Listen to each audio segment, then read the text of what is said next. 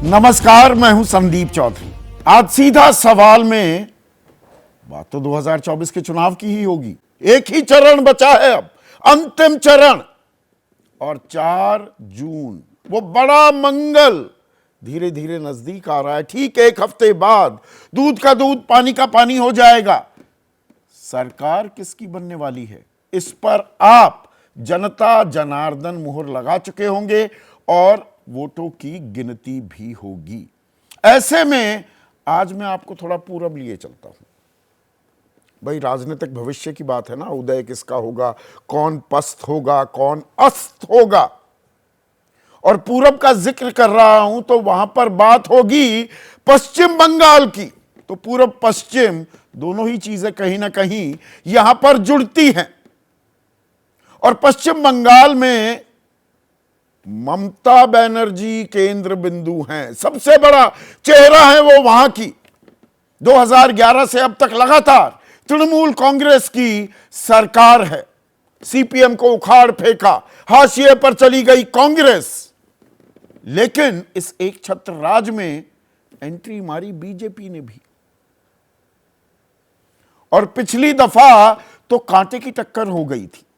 42 सीटें हैं पश्चिम बंगाल की, और 42 में से 18 सीटें बीजेपी जीतने में कामयाब हो गई थी। ममता बनर्जी के खाते में गई थी 22 सीटें। और ये तब जबकि बाकी इलाकों में हम देखें, नॉर्थ ऑफ विंध्या से ऊपर वाला इलाका, तो बीजेपी 90, 95 और 100% का भी स्ट्राइक रेट हासिल करती दिखाई दी थी। वो कमाल पश्चिम बंगाल में नहीं हो पाया, पर हमें यह नहीं भूलना चाहिए कि वहां पर वो एक फ्रिंज प्लेयर हुआ करती थी। और ऐसे में बराबर की टक्कर क्या इस बार उसे और रोचक बना देगा वहां का रण? यह सवाल इसलिए भी कि प्रधानमंत्री मोदी वो ताल ठोक रहे हैं कि बंगाल के चुनाव में टीएमसी अस्तित्व की लड़ाई लड़ रही है। मतलब प्रधानमंत्री मोदी की माने अस्तित्व पर खतरा मंडराने लगा है ममता बनर्जी के लिए।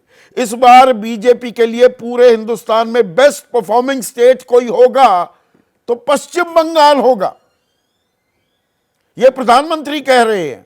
जबकि पलटवार करती दिखाई दे रही हैं ममता बनर्जी। वो कहती हैं कि उनकी पार्टी ने जब टीएमसी को उखाड़ फेंका तो बीजेपी को भी उखाड़ देंगे। पहले दोनों के बयान सुनिए।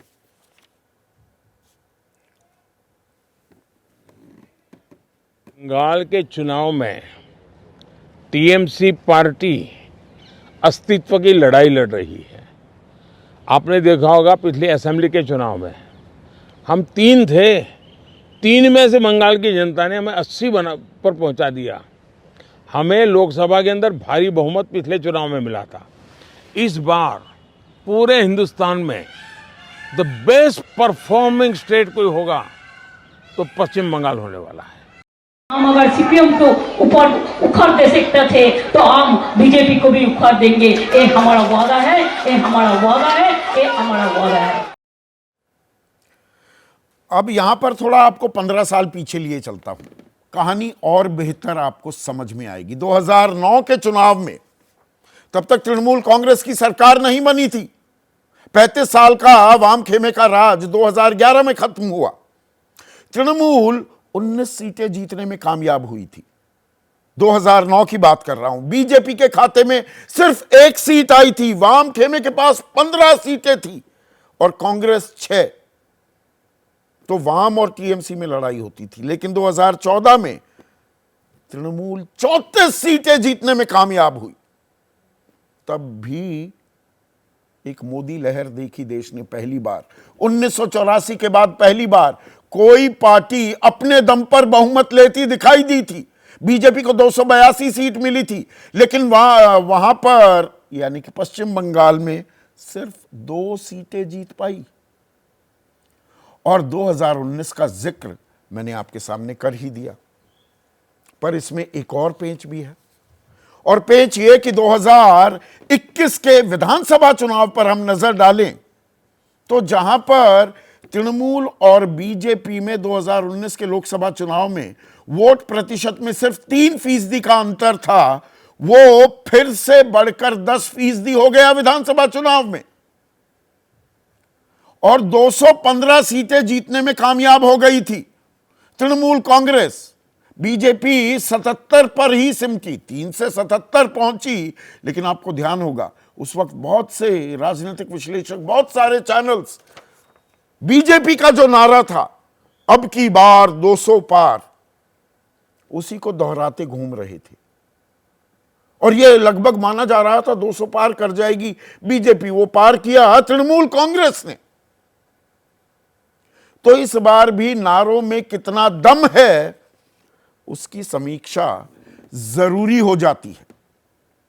अब आखिरी चरण में 9 सीटों पर मतदान होना बाकी है।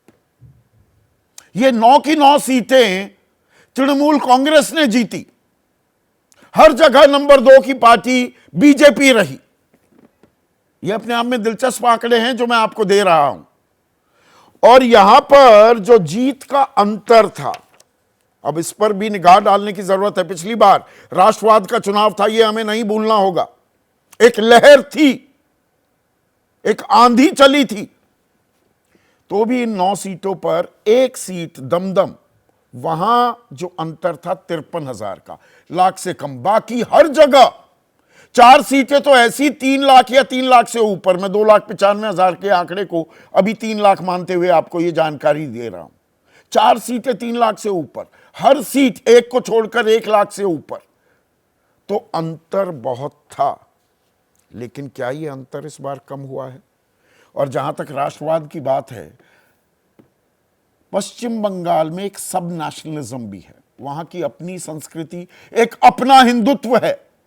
भगवान राम नहीं, मां दुर्गा वहां पर ज्यादा पूजी जाती है, ज्यादा आस्था वहां है। रामनवमी को मुद्दा बनाने की कोशिश की है प्रधानमंत्री मोदी ने। 5 गारंटी दी खास पश्चिम बंगाल को लेकर कि रामनवमी पर किसी तरह की रोक नहीं होने देंगे, राम मंदिर कोई नहीं हटा सकता या बंद करवा सकता।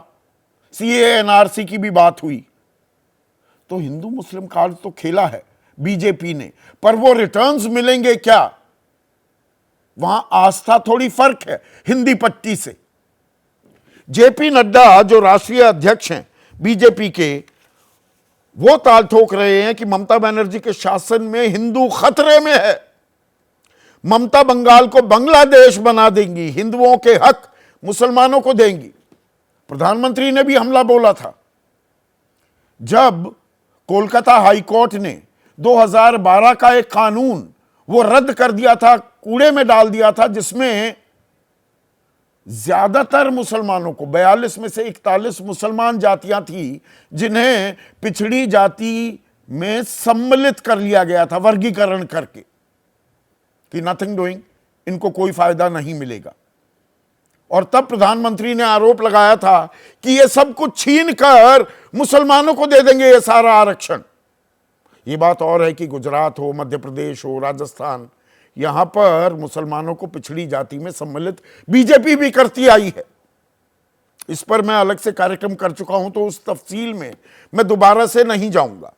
लेकिन संदेश खली को लेकर भी एक बवाल मचा था, पर बाद में कुछ और वीडियोस आ गए, तो जहां फ्रंट फुट पर बीजेपी दिख रही थी उसे थोड़ा बैक फुट पर भी जाना पड़ा। पर सवाल यह है कि वहां पर यह ध्रुवीकरण की जो कोशिश दोनों तरफ से, मुसलमान तुष्टीकरण का आरोप ममता बनर्जी पर लगता है, हिंदुओं को लामबंद अपनी तरफ करने का आरोप बीजेपी पर भी लगता है। तो ऐसे में हवा किस तरफ बह रही है? थोड़े मैं समीकरण और बता दूं, जातीय समीकरण जो है।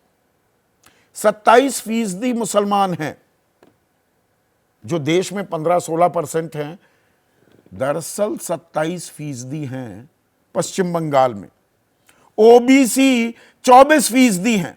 अब बीजेपी कह रही है कि ये ओबीसी का हक मुसलमानों को ही दे देंगे, क्योंकि 85% मुसलमान 27% में से वो अब पिछड़े वर्ग में सम्मिलित किए जा चुके हैं। जो अनुसूचित जनजाति है वो 6% है। इसमें तपस्वी इनका भी जिक्र लगातार हो रहा है। सवर्ण 20%।